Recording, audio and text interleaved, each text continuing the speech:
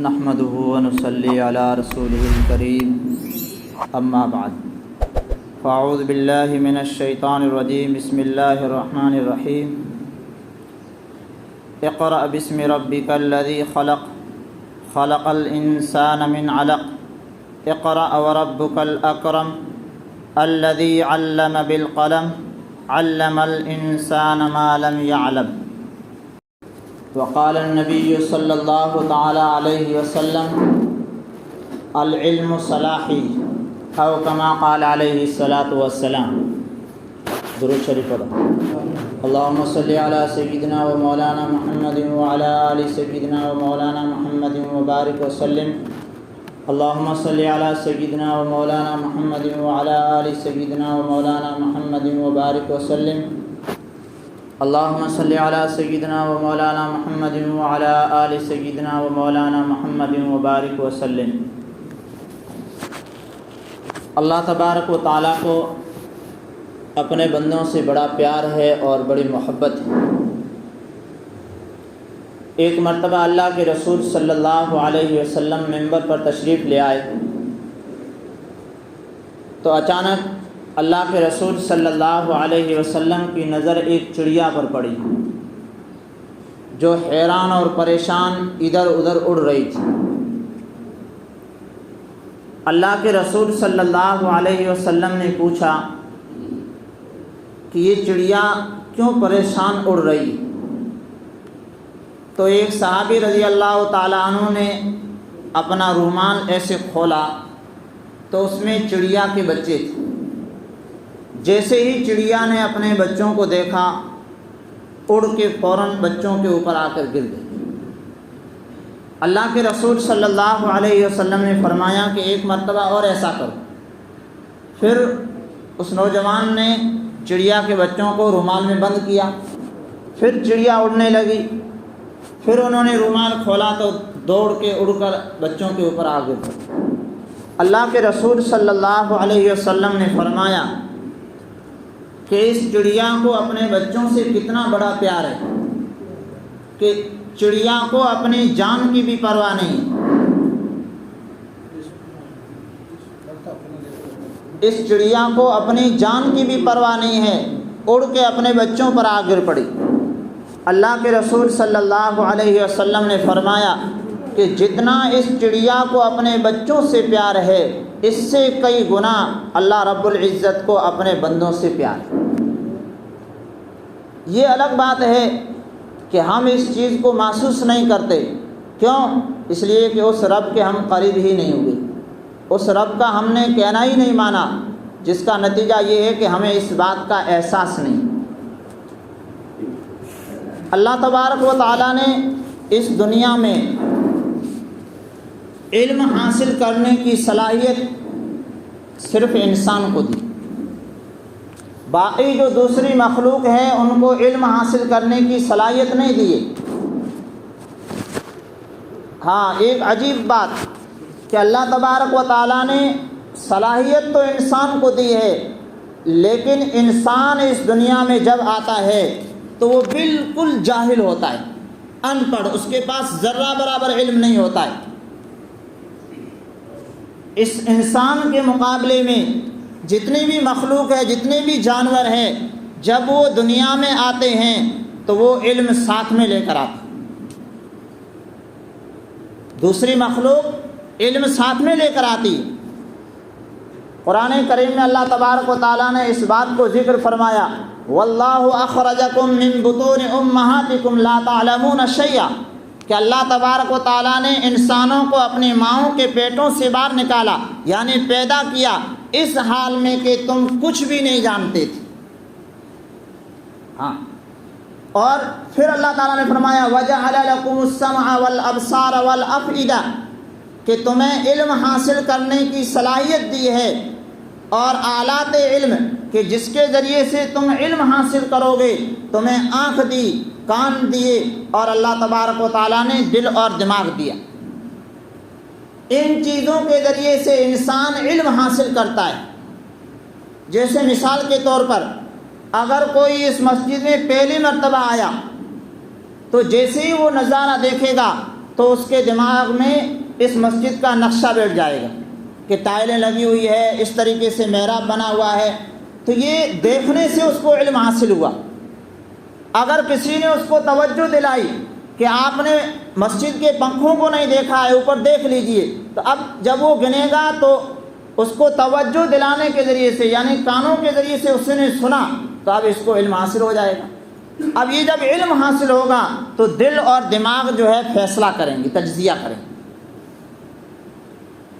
فرمایا کہ اگر انسان اس علم کے ذریعے سے، ان آلات علم کے ذریعے سے اگر وہ علم حاصل نہیں کرتا ہے، اگر وہ نفع حاصل نہیں کرتا ہے، تو وہ انسان جانور سے بھی گیا گزرا ہے۔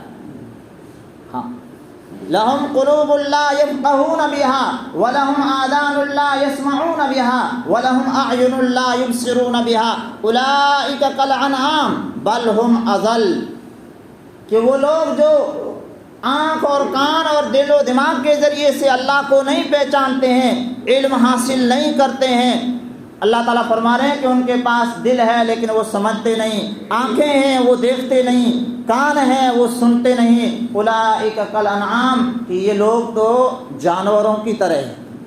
اور پھر فرمایا نہیں بل ہم اضل، بلکہ یہ جانوروں سے بھی گئے گزرے ہیں ایسے انسان جو آنکھ اور کان اور دل و دماغ کے ذریعے سے اپنے رب کو نہیں پہچان رہے ہیں، وہ جانوروں سے بھی گئے گزرے ہیں۔ کیوں؟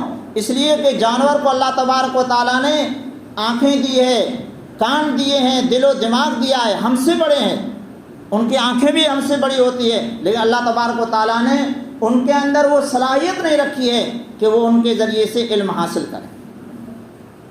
اس لیے جانور کا جب بچہ ماں کے پیٹ سے باہر آتا ہے تو وہ علم ساتھ میں لے کر آتا ہے۔ جیسے مثال کے طور پر بکری کا بچہ جیسے ہی باہر آئے گا ماں کے پیٹ سے، تھوڑی دیر ادھر ادھر گرے گا اور تھوڑی دیر کے بعد جو ہے ماں کے تھنوں کے نیچے پڑے گا اور دودھ پینا شروع کر دے گا۔ اس نے کسی سے علم حاصل نہیں کیا کہ بھئی ماں کے جو ہے تھنوں سے دودھ کیسے پینا ہے، اللہ تبارک و تعالیٰ نے اس کو پیدا ہونے سے پہلے یہ علم دے دیا۔ اور اس کے برخلاف آپ لے لو، انسان بچہ جب ماں کے پیٹ سے باہر آئے اور وہ ماں کی چھاتی پر بھی لیٹا ہو، ماں جب تک اس کو تھنوں سے نہیں لگائے گی بچہ جو ہے وہیں بھوک مر جائے گا، لیکن اس کو پتہ نہیں ہے کہ بھئی یہاں جو ہے دودھ رکھا ہے میری خوراک۔ جب ماں اس کو توجہ دلائے گی تب جا کر اس کو پتہ چلے گا کہ یہاں سے جو ہے دودھ پیا جاتا ہے۔ آپ جانوروں کو دیکھ لیجیے، بطخ ہے، بطخ کا بچہ جیسے ہی انڈے سے باہر آئے گا آپ اس کو دریا میں ڈال دو تیرنا شروع کر لے گا، حالانکہ وہ کہاں سے، دنیا میں تو سیکھا نہیں ہے، اللہ تبارک و تعالیٰ نے اس کو پیدا ہونے سے پہلے یہ علم دے دی۔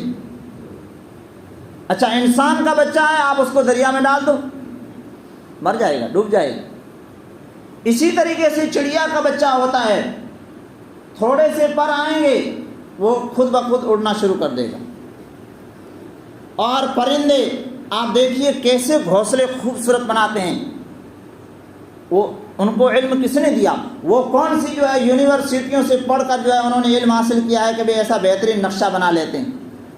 اللہ تبارک و تعالیٰ نے ان کو یہ چیز پہلے سے عطا کر دی۔ ہمارا یہ جو جسم ہے یہ دو چیزوں سے بنا ہے، ایک یہ ہمارا جسم ہے اور ایک اس کے اندر روح ہے۔ اللہ تبارک و تعالیٰ نے دو حصے بنائے۔ جسم کے لیے اللہ تبارک و تعالیٰ نے اس دنیا میں اس کی خوراک رکھی ہے، کیوں؟ یہ جسم اسی مٹی سے بنا ہے تو اس کا سارا انتظام اللہ تبارک و تعالیٰ نے اسی مٹی میں کر دیا۔ انسان کو اگر بھوک لگے گی تو کھانے کے لیے اللہ تبارک و تعالیٰ نے اناج اسی مٹی سے بنا دیا، پیدا کر دیا، اب وہ کھانے کا انتظام ہو جائے گا۔ اگر اس کو پیاس لگے گی تو پینے کے لیے اللہ تبارک و تعالیٰ نے پانی کا انتظام کر لیا ہے، وہ پی لے۔ اور دوسری جو چیز بنائی ہے وہ ہے روح، اور روح اس مٹی سے نہیں بنی ہے بلکہ وہ آسمان سے آئی، تو اس کی خوراک بھی اللہ تبارک و تعالیٰ نے آسمان سے بھیجی، اور وہ قرآن کریم اور اللہ کے رسول صلی اللہ علیہ وسلم کی حدیث میں موجود ہے۔ اگر ہم علم حاصل نہیں کریں گے، قرآن کو اگر ہم نہیں سیکھیں گے، اللہ کے رسول صلی اللہ علیہ وسلم کی حدیثوں کو اگر ہم نہیں سیکھیں گے تو پوری زندگی ہم زندگی گزار جائیں گے، اس روح کو کبھی خوراک نہیں ملے گی، اور جب اس روح کو خوراک نہیں ملے گی تو ہم پوری زندگی تڑپتے رہیں گے۔ ہاں، مال موجود ہوگا لیکن سکون نہیں ہوگا۔ کیوں؟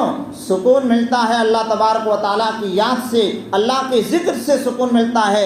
اب وہ روح زندگی بھر تڑپتی رہے گی۔ انسان سب کچھ ہوگا اس کے پاس، چڑھنے کے لیے گاڑی ہوگی، رہنے کے لیے بہترین بنگلہ ہوگا، عیش و آرام ہوگا، لیکن رات کو جب بستر پر جائے گا تو بغیر گولی کے اس کو نیند نہیں آئے گی۔ کیوں؟ اس لیے کہ جہاں آرام ملنا ہے اس چیز کی دوائی اس نے کرائی نہیں، اور وہ روح پوری زندگی آج آپ دیکھیے کہ ہم اپنی پوری زندگی، ہماری جو محنت ہوتی ہے وہ جسم پر محنت ہوتی ہے۔ 11 مہینے، رمضان کا مہینہ آپ چھوڑ دو، 11 مہینے ہم پورے رات دن ایک کر کے اس جسم کے لیے آرام کی چیزیں مہیا کر رہے ہیں۔ بھائی انسان اگر مکان بنا رہا ہے، گھر بنا رہا ہے تو وہ کس کے لیے؟ جسم کے آرام کے لیے۔ اگر وہ گاڑی خرید رہا ہے تو کس کے لیے؟ اگر وہ کھانے پینے کی چیزیں اگر مہیا کر رہا ہے تو وہ کس کے لیے؟ تو ہماری پوری جو محنت ہو رہی ہے وہ جسم پر محنت ہو رہی ہے، اور روح پر ذرہ برابر محنت نہیں ہے، جس کا نتیجہ یہ ہے کہ ہماری زندگیاں پریشانیوں سے دوچار ہیں۔ کوئی بندہ آپ دیکھ لو، ایک بندہ بھی بڑی مشکل سے ایسا ملے گا جو اپنی پریشانیوں کا اظہار نہ کرتا ہو۔ بڑے سے بڑا آدمی، اس سے آپ پوچھیں گے، آپ ایک تکلیف کے بارے میں پوچھیں گے، وہ پوری لسٹ آپ کو گنا دے گا کہ یہ پریشانی ہے، یہ پریشانی ہے، اولاد مانتی نہیں ہے، گھر والے مانتے نہیں ہیں، ہاں لاتے ہیں بہت سارا کماتے ہیں لیکن پورا ہوتا نہیں ہے، گھر میں برکت ہوتی نہیں ہے، بس پوری لسٹ کو گنا جائے گا۔ کیوں؟ اس لیے کہ اس نے جسم کا سامان کیا ہے۔ اللہ رب العزت کو جو برکت ڈالنے والے ہیں اور جو زندگیوں میں سکون عطا کرنے والے ہیں، اس رب کو ہم نے راضی نہیں کیا ہے۔ میرے عزیز بھائیو، اس لیے ہمیں ضرورت ہے اس بات کی کہ ہم قرآن کو سیکھیں، اپنے بچوں کو قرآن سکھائیں۔ اگر ہم قرآن سیکھیں گے اور اپنے بچوں کو سکھائیں گے اور پھر وہ بچے آگے چل کے نماز کے پابند بنیں گے، اللہ تبارک و تعالیٰ کے حکم کو مانیں گے، اللہ کے رسول صلی اللہ علیہ وسلم کے طریقے پر جب چلیں گے تو زندگیوں میں سکون آئے گا۔ آپ کے پاس ایک پیسہ بھی نہیں ہوگا، لیکن آپ جب ذکر کر کے بستر پر جائیں گے تو آرام کی نیند سو جائیں گے۔ سکون، الا بذکر اللہ تطمئن القلوب۔ اللہ تبارک و تعالیٰ قرآن کریم میں فرماتے ہیں کہ میں نے سکون کی جو زندگی رکھی ہے وہ میری یاد میں رکھی۔ آج ہم ان چیزوں کو بہت چھوٹا سمجھ رہے ہیں، لیکن مرنے کے بعد پتہ چلے گا کہ یہ چیزیں چھوٹی نہیں تھی، بہت موٹی تھی۔ آج ہم نے قرآن کریم کو پس پشت ڈال دیا۔ آج قرآن کریم ہم اکثر تو پڑھے ہوئے ہیں ہی نہیں، اور جو پڑھے ہوئے ہیں وہ بھی 11 مہینے قرآن کریم کو اٹھاتے بھی نہیں۔ رمضان کا مہینہ آئے گا تو شیطان کو جب بند کیا جائے گا تو 1 مہینہ وہ اٹھا لیں گے۔ قرآن کریم کے بارے میں اللہ کے رسول صلی اللہ علیہ وسلم فرماتے ہیں کہ ان اللہ یرفع بہذا الکتاب اقواما ویضع بقوم آخرین، کہ یہ کتاب یعنی قرآن کریم، اس کے ذریعے سے اللہ تبارک و تعالی کچھ لوگوں کو عزت عطا کریں گے، بلندیاں عطا کریں گے، اور کچھ لوگوں کو ذلیل کر دیں گے۔ تو عزت کن کو ملے گی؟ جو قرآن پر عمل کریں گے، قرآن کو اپنے سینوں سے لگائیں گے اور زندگی میں عمل لے کر آئیں گے۔ اللہ رب العزت ان کو اس دنیا میں عزتیں عطا کرے گا اور بلندیاں عطا کرے گا، اور جو لوگ قرآن کریم کو چھوڑ دیں گے، اللہ تعالیٰ فرماتے ہیں کہ وہ اس دنیا میں سب کچھ ہوتے ہوئے بھی ذلیل ہوتے رہیں گے۔ آج آپ دیکھ لیجیے ہماری ذلت میں کیا کمی رہ گئی۔ قرآن کریم کے بارے میں ایک عجیب واقعہ لکھا ہے۔ شام کا ایک علاقہ دمشق، وہاں پر ایک مسجد بنی ہوئی ہے جس کا نام جامع التوبہ ہے۔ فرمایا کہ ایک زمانے میں وہاں پر غلط کام ہوا کرتے تھے، اللہ کے بندوں نے وہاں پر محنت کی اور آگے چل کر وہاں پر ایک مسجد بنائی گئی جس کا نام رکھا گیا جامع التوبہ، اور ایک چھوٹا سا ادارہ مدرسہ کھولا گیا۔ تو ایک 40 سال کی عمر کا آدمی مدرسے آیا اور اس نے کہا کہ میں مدرسے میں داخلہ لینا چاہتا ہوں. تو کہا کہ بھئی کچھ پڑھے ہوئے ہو؟ تو کہا کہ کبھی کچھ نہیں پڑھا. تو 40 سال اتنی عمر. تو کہا کہ ابھی شوق ہوا ہے، ابھی بات سمجھ میں آئی ہے. تو کہا کہ بھئی آپ کہاں کے رہنے والے ہیں، آپ کا تعارف کیا ہے، آپ کیا کام کرتے تھے؟ تو انہوں نے کہا کہ بھئی میرا نام عبد الرحمن ہے اور میرا لقب جو ہے حفار ہے، یعنی قبر کھودنے والا. سٹیوں میں جو ہے قبر کھودنے کے لیے وہاں پر لوگ رکھے ہوئے ہوتے ہیں، وہ پیسے لے کر اپنی مزدوری لے کر قبر کھودا کرتے ہیں. تو وہ عبد الرحمن کہتے ہیں کہ مجھے پڑھنے کا شوق کیسے ہوا. کہنے لگے کہ ایک عجیب واقعہ پیش آیا کہ ایک عورت آئی، خاتون آئی، اور اس نے کہا کہ قبر تیار کر دو، آپ کی مزدوری ہم دے دیں گے. عبد الرحمن کہتے ہیں کہ میں نے قبر تیار کر دی. کچھ دیر کے بعد جنازہ لایا گیا. تو عبد الرحمن کہتے ہیں کہ ہم نے جنازے کو قبر کے اندر اتارا تو میں نے ایک عجیب جو ہے منظر دیکھا کہ 2 سفید لباس والے گھوڑوں کے اوپر سوار ہو کر آئے اور گھوڑوں سے اترتے ہی انہوں نے اس جنازے کو، لاش کو جو ہے اپنے ہاتھوں میں لیا اور لے کر روانہ ہو گئے. تو عبد الرحمن حفار کہتے ہیں کہ یہ منظر جو ہے میں نے زندگی میں پہلی مرتبہ دیکھا. وہ کہتے ہیں کہ میں نے دیکھا کہ جہاں تک نگاہ جا رہی تھی وہاں تک ہریالی ہریالی، جنت کا منظر دکھائی دے رہا تھا. تو عبد الرحمن کہتے ہیں کہ میں بے ہوش ہو گیا، پہلی مرتبہ یہ معاملہ پیش آیا تھا. تو ساتھی جو وہاں پر موجود تھے وہ یہ سمجھے کہ قبر کھودی ہے، گرمی ہے، اس کی وجہ سے بے ہوشی ہو گئی. وہ کہتے ہیں کہ جب مجھے ہوش آیا اور جب میں باہر آیا تو میں نے دیکھا، اس خاتون کو تلاش کیا، اس عورت کو میں نے تلاش کیا مگر نہیں ملی، وہ چلی گئی. عبد الرحمن کہتے ہیں کہ کچھ وقت نکلا، کچھ عرصے کے بعد پھر وہ خاتون آئی، وہی عورت، اور آ کر انہوں نے کہا کہ قبر آپ تیار کر دیجئے. تو عبد الرحمن کہتے ہیں کہ میں نے اس عورت کو پہچان لیا کہ یہ وہی عورت ہے جو پہلے آئی تھی.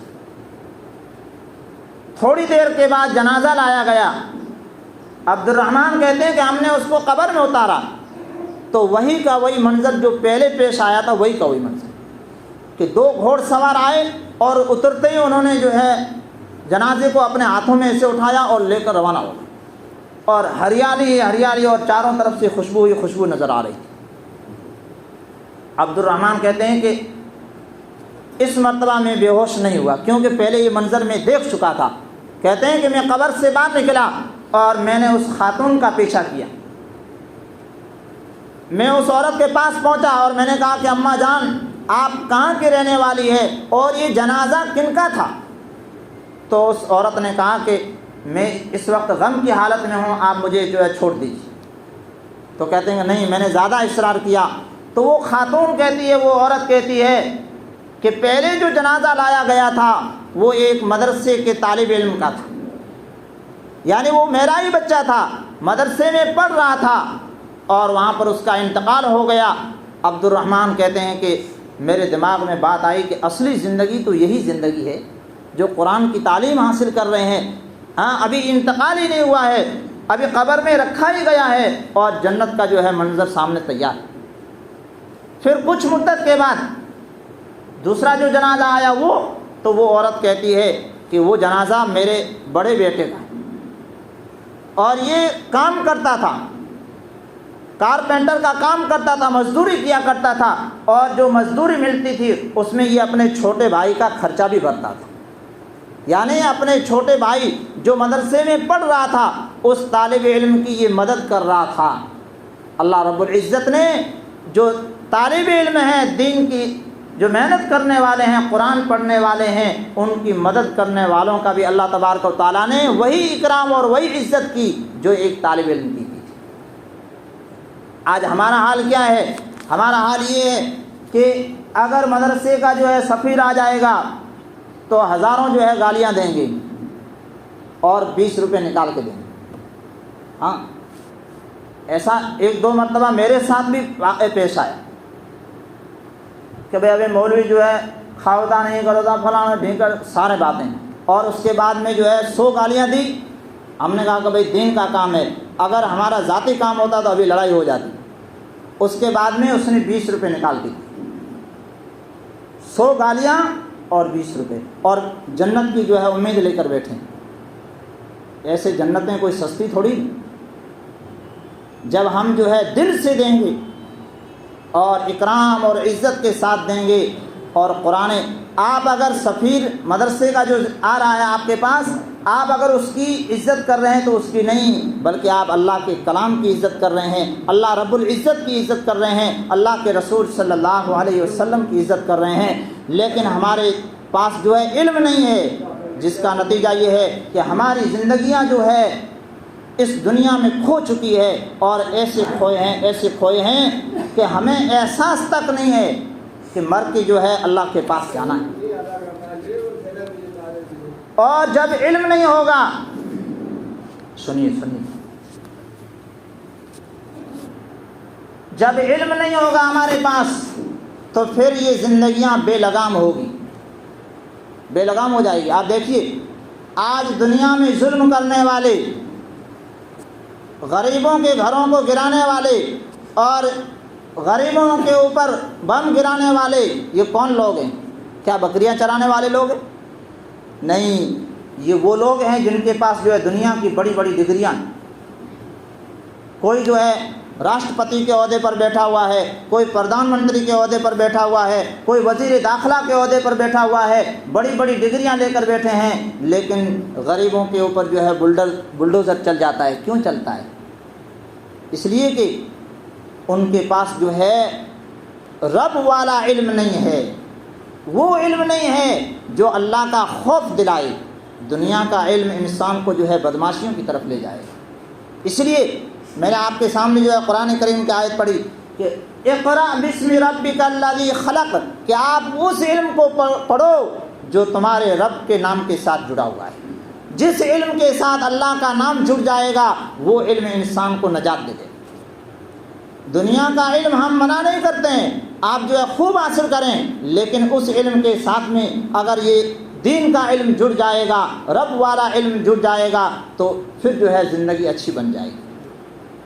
آپ دیکھ لو آج کہ دنیا کے اوپر یہ جتنے بھی ظالم ہیں، یہ ظلم کر رہے ہیں۔ کیوں کر رہے ہیں؟ ان کے پاس بڑی بڑی ڈگریاں ہیں، کوئی بکریوں کے چروائے تھوڑے نا، لیکن آخرت کا خوف نہیں ہے، اللہ کا یقین نہیں ہے، انہیں اس بات کا یقین نہیں ہے کہ مر کے جو ہے اللہ کو جواب دینا ہے۔ اس بات کا جب یقین نہیں ہے تو یہ زندگیاں جو ہے من مانی زندگیاں گزرے گی۔ اور آج ہماری زندگیاں بھی، ہمارے پاس جو ہے کوئی بڑے عہدے نہیں ہیں، لیکن پھر بھی ہماری زندگیاں بے لگام ہیں۔ آپ دیکھ لو، اللہ رب العزت جو ہے ہمیں صحیح سمجھ عطا فرما دے۔ قرآن کریم سے جب ہم جڑیں گے، تو اللہ رب العزت ہماری زندگیوں کو بدلے گا۔ ہم تو مسلمان ہیں۔ حضرت عمر رضی اللہ تعالیٰ عنہ جب تک وہ مسلمان نہیں ہوئے تھے، حضرت عمر نہیں تھے، صرف عمر تھے۔ جب انہوں نے اپنے بہن اور بہنوئی سے جو ہے قرآن کریم سنا، اللہ کے رسول صلی اللہ علیہ وسلم کو نعوذ باللہ قتل کرنے کے ارادے سے نکلے تھے، اتنا غصہ آئی کہ بھئی کہاں جا رہے ہو؟ اللہ کے رسول صلی اللہ علیہ وسلم کو نعوذ باللہ میں قتل کرنے جا رہا ہوں۔ جب قرآن کریم کو سنا تو اللہ تبارک و تعالیٰ نے قرآن کریم کی برکت سے ان کے دل کو نرم کر دیا۔ نتیجہ کیا نکلا کہ حضرت عمر رضی اللہ تعالیٰ عنہ کہہ رہے ہیں کہ مجھے اللہ کے رسول صلی اللہ علیہ وسلم کے پاس لے چلو، میں جو ہے اسلام کا کلمہ یعنی کلمہ لا الہ الا اللہ محمد الرسول اللہ صلی اللہ علیہ وسلم پڑھنے کے لیے تیار۔ جو شخص اللہ کے رسول صلی اللہ علیہ وسلم کا جانی دشمن، وہ اللہ کے رسول صلی اللہ علیہ وسلم کا عاشق بن گیا۔ یہ کس کے ذریعے سے ہوا؟ اس قرآن کریم کے ذریعے سے ہوا۔ اس لیے میرے عزیز بھائیوں، ہم جو ہے اپنے بچوں کو قرآن کی تعلیم دیں، بچیوں کو قرآن کی تعلیم دیں۔ مدرسوں میں جو ہے پڑھنے والے بچے چند ہی ہوتے ہیں۔ اچھا، گاؤں کے اندر جو ہے 50% ہماری جو آبادی ہے وہ بچیوں کی آبادی ہے۔ بھائی ادا ماڑو ہے تو ادے عورتیں، تو بچوں کے لیے چلو مدرسوں میں جو ہے تھوڑا سا سسٹم ہے، لیکن بچیوں کے لیے کہاں سسٹم؟ ہمارے گاؤں میں مکتب جو ہے نام کی کوئی چیز نہیں ہوتی ہے۔ جب بچیوں کو قرآن کی تعلیم نہیں دی جائے گی تو نتیجہ کیا نکلے گا کہ وہ غیروں کے ساتھ جو ہے محبتیں کرے گی، اور آگے بھی جو ہے میں جملہ نہیں بول رہا ہوں، ایسا وقت اللہ نہ کرے کہ وہ مرتد ہو کر غیروں کے ساتھ میں جو ہے بھاگ جائے گی۔ یہ نتائج جو ہے ہمارے سامنے جو ہے دکھائی دے رہے ہیں۔ کیوں دکھائی دے رہے ہیں؟ اس لیے کہ یہ دل اللہ اور اللہ کے رسول صلی اللہ علیہ وسلم کی محبت سے یہ خالی ہیں۔ جب یہ خالی ہوں گے تو غیروں کی جو ہے محبتیں یہاں بھر جائے گی، اور جب بھرے گی تو وہ ماں باپ کو نہیں دیکھے گی، وہ بچی یہ نہیں سوچے گی کہ بھئی میرے باپ نے جو ہے 20 سال تک میرا خرچہ اٹھایا، کتنی جو ہے محنتیں کی، اور مجھے جو ہے پروان چڑھایا، میں آج جوان ہو گئی۔ وہ ایک غیر کے جملے سے کہ آئی لو یو، میں تم سے جو ہے محبت کرتا ہوں، اس جملے سے وہ بچی جو ہے ماں باپ کا جو ہے ناک کٹا دیتی ہے۔ یہ کیوں ہو رہا ہے؟ اس لیے کہ اس دل میں اللہ اور اللہ کے رسول صلی اللہ علیہ وسلم کی محبتیں نہیں ہیں، اور یہ محبتیں آئے گی اس علم کے ذریعے سے۔ اس لیے ہم اپنے گاؤں کے اندر مکتبوں کو جو ہے مضبوط کریں، اچھا عالم رکھیں۔ آپ دنیا کے لیے جو ہے کتنے خرچے کر دیتے ہو، ایک عالم کے لیے جو ہے تنخواہ نہیں بھر سکتے، کتنا بڑا افسوس ہے۔ اللہ تبارک و تعالی ہمیں عمل کی توفیق عطا فرمائے۔